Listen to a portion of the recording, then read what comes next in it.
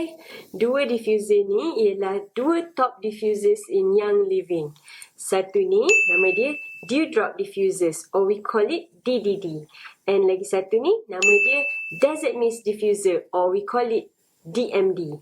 So hari ni I akan tunjuk macam mana nak pakai.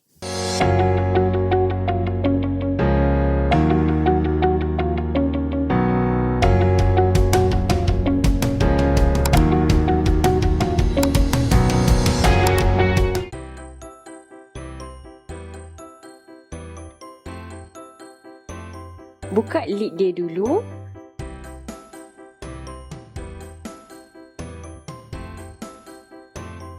Lepas tu, you boleh letak air.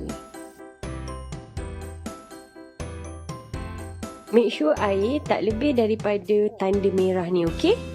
Now you can add your essential oils.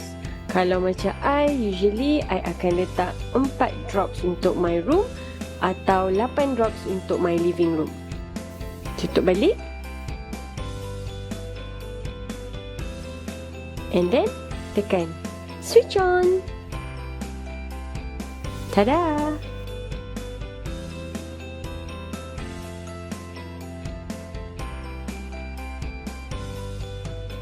Wait, before you watch, don't forget to subscribe my channel. Okay, mula-mula you buka lid dia ni dulu.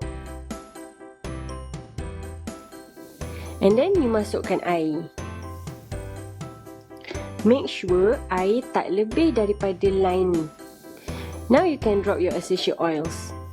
Biasanya I guna 4 drops untuk my room and 8 drops untuk my living room. Tutup balik. And you boleh tekan button ni untuk switch on. Button ni juga kalau you tekan lama-lama akan off.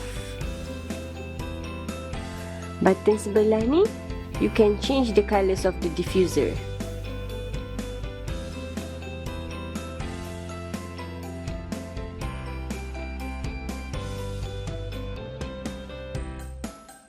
You boleh choose juga untuk pasang diffuser you tanpa any colour. Thank you.